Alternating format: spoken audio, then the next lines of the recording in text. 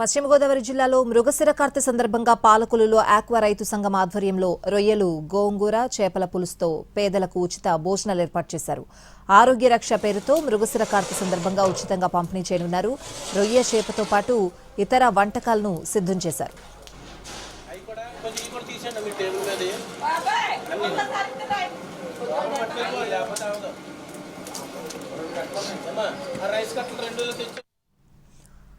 పశ్చిమ గోదావరి జిల్లాలో రొయ్యల కూర, చేపల పులుసుతో ఉచిత భోజన కార్యక్రమాన్ని నిర్వహిస్తూ ఆక్వా రైతు సంఘం వినూత్న కార్యక్రమానికి శ్రీకారం చుట్టింది.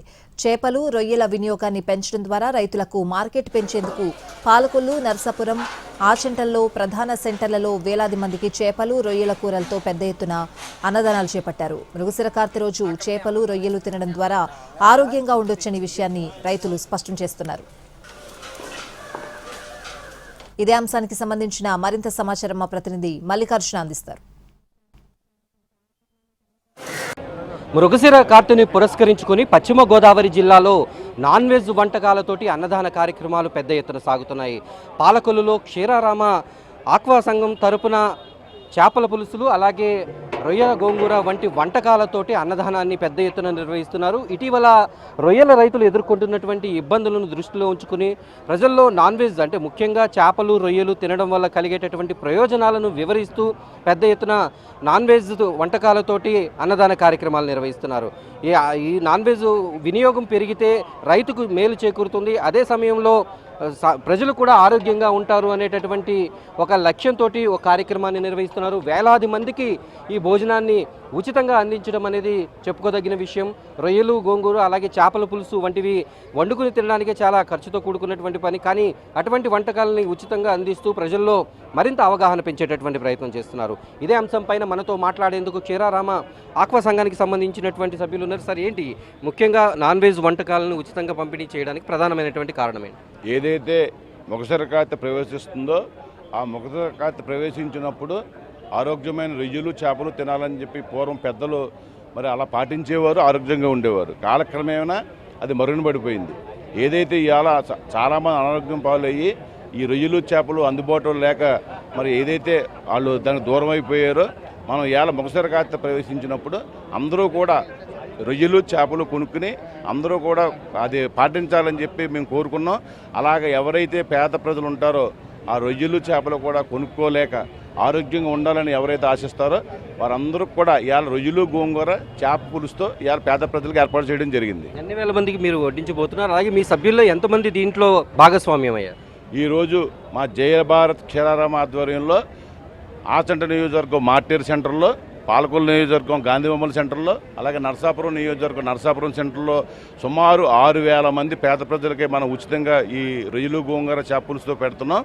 తప్పకుండా మా సంఘ నాయకులు, మా కార్యవర్గమే కాదు, మా సంఘ రైతులందరూ కూడా ప్రతి ఒక్కరూ దీనికి డొనేషన్స్ ఇచ్చి అందరూ భాగస్వామి రైతులందరూ కలిసి ఈ కార్యక్రమం చేపడుతున్నాం.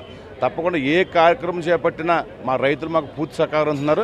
రేపు భవిష్యత్తులో కూడా రాష్ట్ర స్థాయిలో అందరు రైతుల సహకారంతో రాష్ట్రంలోనే ఇదంతా జరిగే విధంగా, అలాగే దీన్ని రాష్ట్ర స్థాయిలో మృగశిర కార్తె వచ్చిన రోజునే రాష్ట్ర పండుగగా ప్రకటించాలని చెప్పి కూడా చంద్రబాబు నాయుడు గారు విజ్ఞప్తి చేస్తాం. తప్పకుండా ఆ రకంగా ముందుకెళ్తాం. మీరు చెప్పండి, ఎటువంటి స్పందన వస్తుంది ప్రజల నుంచి? ఈ వినియోగం పెరిగితే రైతులకు ఎటువంటి ఉపయోగం? ఈ ఆక్వా ఉత్పత్తులు అనేవి మన దేశంలో తక్కువగా జరుగుతుంది, కానీ బయట దేశాల్లో ఆహారాన్ని పరీక్షించిందే బయట దేశాల్లో తినరు. అటువంటి అనేక పాశ్చాత్య దేశాల్లో వాళ్ళ ఈ రొయ్యని విపరీతంగా వాడుతున్నారు. ఈ రొయ్య ఇక్కడ మనకి తక్కువ రేటు, కానీ అక్కడికి వెళ్ళేసరికి 600-800 రూపాయలు, 1000 రూపాయల దాకా కొనే పరిస్థితులు ఉన్నాయి. ఎందుకంటే ట్రావెల్ బోర్డు ఛార్జీ పడిపోతుంది.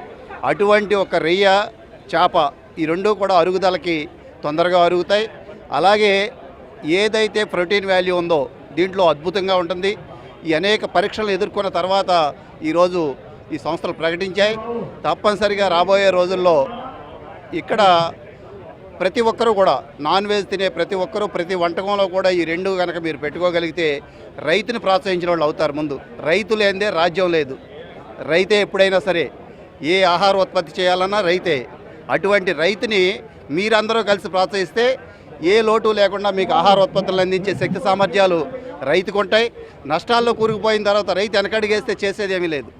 ఒక మంచి ఆహారాన్ని రైతులు అందిస్తున్నారు కాబట్టి, అలాగే స్కూల్స్లో కానీ ప్రతి చోట ఈ రాష్ట్ర వ్యాప్తంగానే కాకుండా ప్రధానమంత్రిని కూడా ఈ యొక్క కమిటీ వాళ్ళు వెళ్ళి కలిసి ప్రతి రాష్ట్రంలో ఏదైతే పిల్లలకి కానీ హాస్టల్స్లో కానీ ఫుడ్ పెడతా ఉన్నారో వాటిల్లో కూడా ఈ చేప రొయ్య వాడాలనేది ప్రధాన అంశంగా తీసుకొని ముందుకు సాగుతాం. సార్ మీరు చెప్పండి, గతంతో పోలిస్తే పిల్లలకి ఈ నాన్ వెజ్ పట్ల ఇప్పుడు ఎటువంటి అవగాహన ఉంది, వాళ్ళకి ఎటువంటి సూచన ఇస్తారు? ఈరోజు ఈ రొయ్యలో మంచి కొలెస్ట్రాల్ ఉంది. కొలెస్ట్రాల్లో 2 కొలెస్ట్రాల్స్, మంచి కొలెస్ట్రాల్, చెడు కొలెస్ట్రాల్. ఈ రొయ్యలో ఉన్న కొలెస్ట్రాల్ మంచిది. అంచేత ఈ రాష్ట్ర కేంద్ర ప్రభుత్వాలు దీన్ని కాన్సెప్ట్గా తీసుకుని స్కూల్ పిల్లలకి పౌష్టికాహారం ఇచ్చినట్టు ఉంటుంది. ఈ ఆహారం పెడితే పౌష్టికాహారం ఇచ్చినట్టు ఉంటుంది. అంచేత మేము ఆక్వా రైతులు అందరం కేంద్ర రాష్ట్ర ప్రభుత్వాలని దీన్ని ఈ ఫుడ్గా పిల్లలకి పోషకాహారంగా పెట్టవలసిందిగా కోరుకుంటున్నాం. ఇది పశ్చిమ గోదావరి జిల్లాలో ఈరోజు ఆక్వా రైతుల ఆధ్వర్యంలో జరుగుతున్నటువంటి అన్నదానంకు సంబంధించి విశేషాలు. ఎందుకంటే ఆక్వా ఉత్పత్తుల్ని వినియోగం పెంచుకోవడం పైన ఎక్కువ దృష్టి పెట్టారు. దీనికి ప్రధానమైనటువంటి కారణం ఇటీవల ఆక్వా రైతులు ఎదుర్కొంటున్నటువంటి ఇబ్బంది